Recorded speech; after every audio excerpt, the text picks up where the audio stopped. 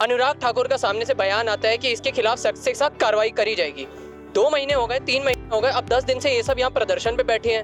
ये क्या चीज का संकेत दे रहा है? ये जो पूरा का पूरा चल रहा है, क्या ये कोई खोखली राजनीति हो रही है या वही झूठे आश्वासन देने वाली ये पूरी प्रक्रिया चल रही है? मैम देखिए, लोकतंत्र की पूरी तरह से हत्या हो रही है, संवैधानिक संस्थाओं का दुरुपयोग हो रहा है। कुछ समर्थक ये कह रहे हैं कि जब 5-6 साल पहले यौन शोषण हुआ था, जब वो जो गंदे कुकर्म करे थे बृजभूषण ने, 5-6 साल से कहाँ थे ये पहलवान? मैम उसका जवाब क्या लगता है, क्या देना चाहिए ऐसे लोगों को जो ये सवाल उठा रहे हैं? ये जो सवाल उठा रहे हैं वो तो चाहते हैं ये लोग अभी भी ना बोलते, अभी भी चुप रहते, अभी भी ना आवाज उठाते। उनको बजाय मदद करने के, इस तरह के आक्षेप लगाते हुए उनको कुछ शर्म आनी चाहिए। बहन बेटियों के साथ यौन शोषण हो रहा है। हमारे प्रदेश के खेल मंत्री संदीप सिंह यौन शोषण करते हैं कोच के साथ। यहाँ जो पहलवान मेडल लेकर आए हैं उनके साथ अगर वो बात उठा रहे हैं, उनकी मदद में आने की बजाय इस तरह की ओछी राजनीति जो देश में हो रही है, ये देश के लिए अच्छा शुभ संकेत नहीं है। चुकी है अभी मैरी कॉम और भी उनके साथ जो बड़े बड़े बॉक्सर थे, उन सबकी एक विशेष कमेटी भी बिठाई गई थी, जिसपे मुझे नहीं लगता कोई निष्कर्ष अभी तक निकला। लेकिन क्या लगता है, इतना सब होने के बावजूद, और आपने वीडियो की स्टार्टिंग में बोला था लोकतंत्र खतरे में है भारत का, कुछ उम्मीद है कि आप कुछ सख्त से सख्त कदम उठाया जाएगा, कोई कार्रवाई होगी? मैम इस सरकार से हमें कोई उम्मीद नहीं है। उम्मीद है तो जनता की आवाज से है, जो बुलंद होकर यहाँ पर आएगी। हरियाणा की पूर्व शिक्षा मंत्री आज यहाँ पे पहलवानों के समर्थन के लिए हमारे साथ मौजूद है। उनसे बात करने की कोशिश करेंगे और एक निष्कर्ष निकालने की कोशिश करेंगे कि अब शिक्षा मंत्री और उनके समर्थकों की क्या विचार है। मैम, जनवरी में इन्होंने प्रदर्शन किया, अनुराग ठाकुर का सामने से बयान आता है कि इसके खिलाफ सख्त से सख्त कार्रवाई करी जाएगी। 2 महीने हो गए, 3 महीने हो गए, अब 10 दिन से ये सब यहाँ प्रदर्शन पे बैठे हैं। ये क्या चीज का संकेत दे रहा है? ये जो पूरा का पूरा चल रहा है, क्या ये कोई खोखली राजनीति हो रही है या वही झूठे आश्वासन देने वाली ये पूरी प्रक्रिया चल रही है? मैम देखिए, लोकतंत्र की पूरी तरह से हत्या हो रही है, संवैधानिक संस्थाओं का दुरुपयोग हो रहा है। जय जवान जय किसान जय पहलवान का नारा देने वाले देश में किस प्रकार से पहले किसानों की दुर्गति हुई, कैसे अग्निवीर के माध्यम से जवानों की दुर्गति कर रहे हैं, और आज वो पहलवान जो देश का परचम लहराने का काम करते हैं, देश के लिए ओलंपिक में, एशियन गेम्स में, कॉमनवेल्थ गेम्स में मेडल लेकर आते हैं और देश के प्रधानमंत्री कहते हैं ये हमारी बेटियां हैं। आज वो बेटियां यहाँ पर धरना प्रदर्शन कर रही हैं। एक ऐसा व्यक्ति जो इनका यौन शोषण कर रहा है, उसके खिलाफ आपराधिक मुकदमा दर्ज करवाने के लिए इनको सर्वोच्च न्यायालय का सहारा लेना पड़ रहा है। मुझे शर्म आती है, देश के ऐसे प्रधानमंत्री हैं, शर्म आती है देश के ऐसे खेल मंत्री हैं, शर्म आती है हमारे प्रदेश में ऐसे मुख्यमंत्री हैं जो बेटी बचाओ और बेटी पढ़ाओ का खोखला नारा देते हैं और बहन बेटियों की इज्जत आबरू लूटने वाले लोगों का साथ देने का काम करती हैं। मैं समझती हूँ आज जो ये जंतर मंतर पर हमारे पहलवान धरना दे रहे हैं, सभी सामाजिक संगठन, धार्मिक संगठन, पंचायतें, मीडिया के बंधु सब इनके समर्थन में आ रहे हैं। आखिर में लोकतंत्र की जीत जरूर होगी और संविधान से सर्वोपरि कोई व्यक्ति नहीं है, ऐसा मेरा मानना है। तो बहुत सारे लोग कहीं ना कहीं ये, मैं इस चीज को सीधा सीधा मानता हूँ कि अंतर्राष्ट्रीय स्तर पर जिसने भारत का नाम रोशन करा है, उनका गर्मी में बारिश में यहाँ पे रहना कहीं ना कहीं सवाल उठाता है। कुछ समर्थक ये कह रहे हैं कि जब 5-6 साल पहले यौन शोषण हुआ था, जब वो जो गंदे कुकर्म करे थे बृजभूषण ने, 5-6 साल से कहाँ थे ये पहलवान? मैम उसका जवाब क्या लगता है, क्या देना चाहिए ऐसे लोगों को जो ये सवाल उठा रहे हैं? ये जो सवाल उठा रहे हैं वो तो चाहते हैं ये लोग अभी भी ना बोलते, अभी भी चुप रहते, अभी भी ना आवाज उठाते। उनको बजाय मदद करने के, इस तरह के आक्षेप लगाते हुए उनको कुछ शर्म आनी चाहिए।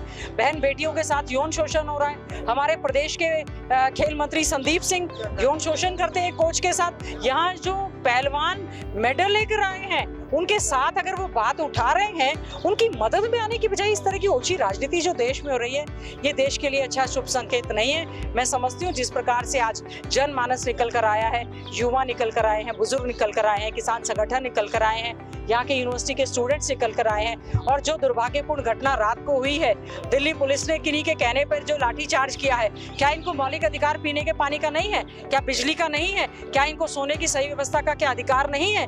क्यों सरकार धरना प्रदर्शन जो एक लोकतंत्र में अधिकार है उसको इस तरह से खत्म करने का प्रयास कर रही है?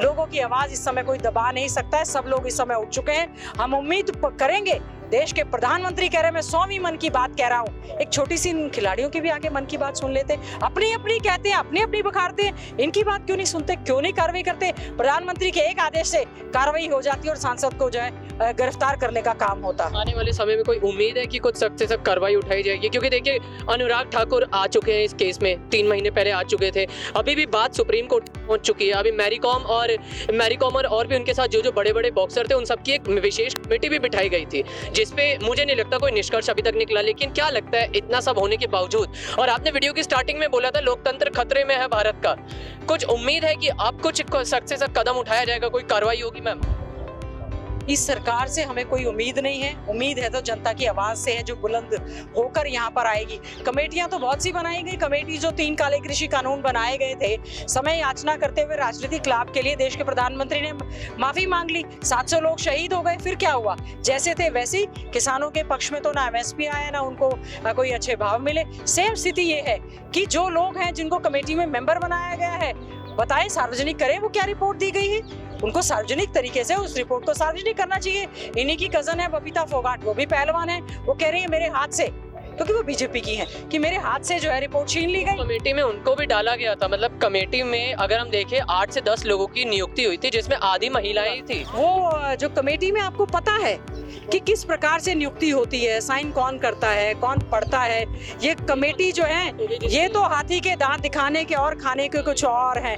ये जो कमेटी बनाई गई है, अच्छा होगा कि लोकतंत्र में अगर इस तरह की कमेटी के गठन की रिपोर्ट जो है वो सार्वजनिक की जाए। क्या कारण है इन बच्चियों को बंद लिफाफे में अपनी बात को सुप्रीम कोर्ट तक पहुंचाने का काम किया है? फिर भी हमें हमारे देश की न्यायपालिका में विश्वास है। हम उम्मीद करेंगे कि ये एक ऐसी सरकार इस समय बनी हुई है जो आवाज उठाता है, उसके खिलाफ केस बनाने का काम करते हैं। इन खिलाड़ियों को भी उन्होंने नोटिस देने का काम किया है। उन खिलाड़ियों को भी ये कहा गया है जो जो उनके समर्थन में आ रहे हैं उनके ऊपर केस बना रहे हैं। हमारे सांसद भाई दीपेंद्र हुडा जी अगर इनकी बात सुनने के लिए आ गए और अगर उनको ये पता चला कि ऐसे बच्चों के साथ इस तरह से लाठीचार्ज किया जा रहा है, रात में उनके साथ ये अन्याय हुआ है, अगर वो आए चुने हुए सांसद को यहाँ पर आने से रोका नहीं गया, तो मैं समझती हूँ चाहे चुना हुआ आम व्यक्ति के सभी के फंडामेंटल राइट्स को पूरी तरह से कुचलने का काम इस सरकार ने किया है।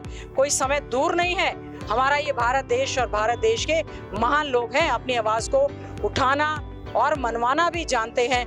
कोई बात नहीं, अभी इनका समय है, धक्काशाही कर रहे हैं, लेकिन फिर भी संविधान सर्वोपरि है, हम उसका सम्मान करते हैं। बहुत बहुत शुक्रिया। हरियाणा की पूर्व शिक्षा मंत्री हमारे साथ जुड़ी हुई थी, और कहीं ना कहीं जो भाजपा के समर्थक और जो ये कह रहे थे कि ये पहलवान एक राजनीतिक षड्यंत्र रच रहे हैं आने वाले लोकसभा चुनावों के लिए, उससे जुड़े 3 मैंने कठोर सवाल पूछे और उन सबका जवाब मिला। अभी यही अखबार के साथ जुड़े रहिए लगातार और अपडेट्स के साथ बने रहने के लिए।